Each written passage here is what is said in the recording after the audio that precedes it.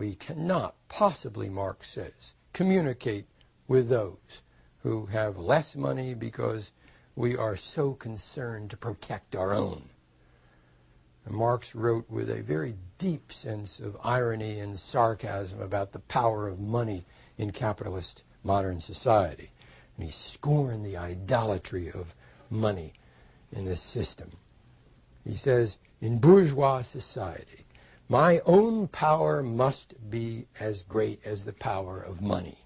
The properties of money are my properties and faculties.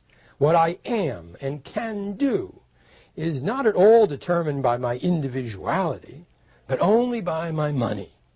I am ugly, but I can buy the most beautiful woman for myself, and therefore I am no longer ugly. For the effect of ugliness is magically annulled by money. I am a detestable, dishonorable, unscrupulous, and stupid man until I get money.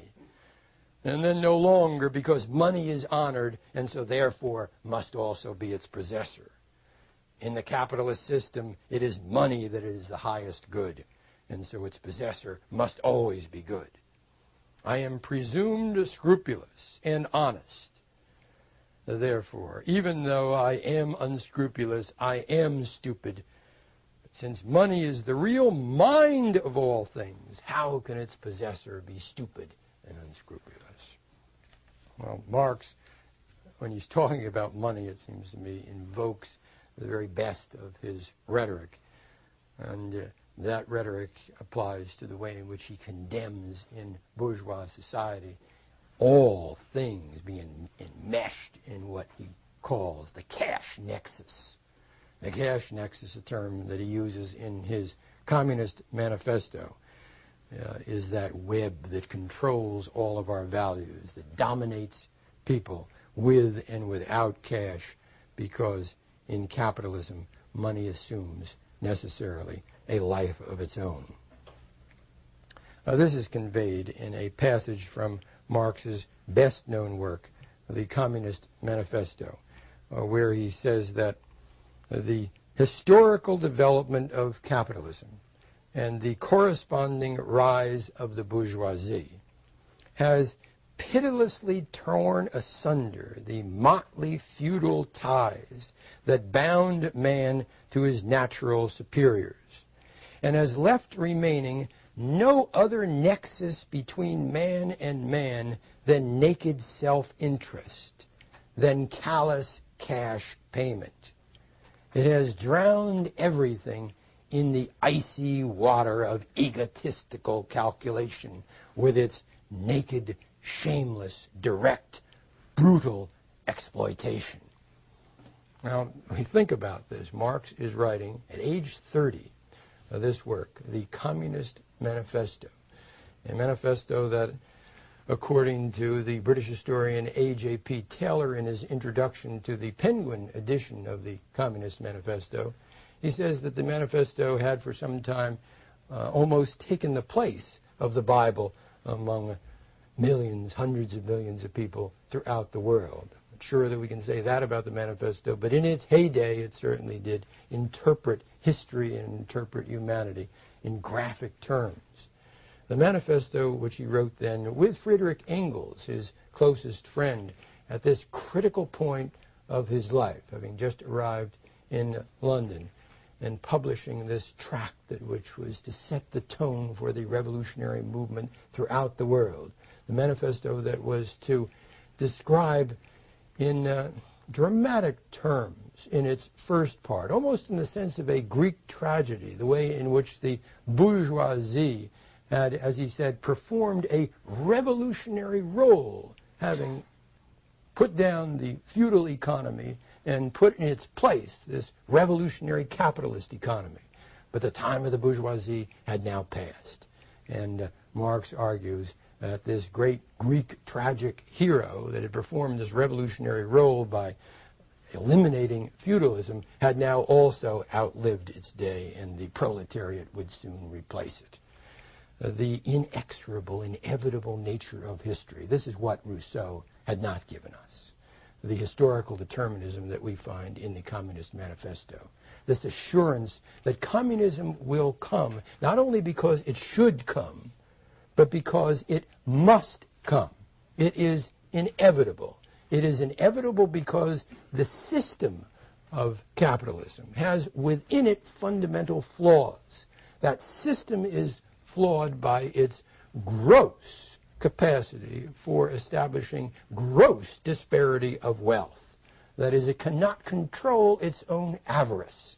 Its competitiveness is one thing. Its failure to cooperate in any terms is another thing. But above all, it is vitiated by this tragic flaw in terms of Greek tragedy, the tragic flaw that within itself it has this hubristic capacity to do itself in. It does itself in, and it self-destructs as a result of its unending greed. It just cannot control its avarice. So Marx has then the blend of the Hebraic prophet looking around him and saying, this is unfair, this is unjust, that so few people should control so much money, and that so many people should be without. And he ties this to a grand view of the inevitability of history, that what must come about is the doom of capitalism, because that system does not deserve to exist. It must self-destruct. History proclaims its doom. All of that was marvelously set forth in the first part of the Communist Manifesto. And then in the second part, he sets forth his vision of the heroes who will put that system away. And that is the heroes who call themselves communists, who will form the leadership of the proletariat and manage to take history on as it must be taken into a truly human and humane society. That vision set forth at age 30 in the Communist Manifesto was what dynamized Marxism for so long. And there are parts of it, it seems to me, that are right and true. That is the way in which the gross disparity of wealth is still with us, and I want to talk about that more in a few moments. But there are parts of it that have been discredited too, and that is the determinism, the inevitability, the sense that this not only should come about, but it must come about as a result of this tragic flaw. That, it seems to me, we can rightly question, because Marx, in the Rousseauian tradition, in the moralist tradition, speaks to us and speaks to our consciences, this sense of justice that we all feel. But in the tradition of economic determinism, he speaks to another kind of tradition, a tradition of determinism which, it seems to me, can be easily discredited. It may be that equality should come about, but there is no sense, certainly in terms of recent history, that it must come about, that it is somehow predestined. But now the system, the capitalist system, controls our values, Marx says, by socializing us into roles of domination or submission.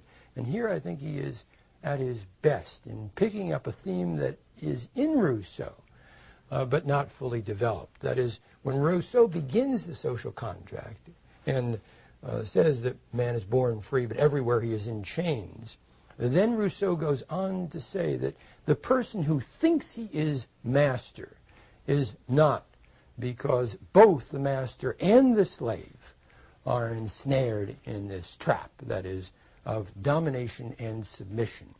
Marx turns to this theme that all people are alienated because they are all caught in this web of self-alienation and develops it. He talks about our desire for sex, for example. That desire for sex is natural, and it is good, but not the desire for prostitution, which so pervades the society that he was living in and continues to be a part of our capitalist system. It is prostitution that has distorted this basic innate desire for sex and turned it into a desire for domination and perhaps for submission. When we buy into that domination-submission syndrome, then, Marx says, we are guilty of the worst sins of capitalism. It is to Marx's enormous credit that he speaks for the liberation of women, seeing women as a class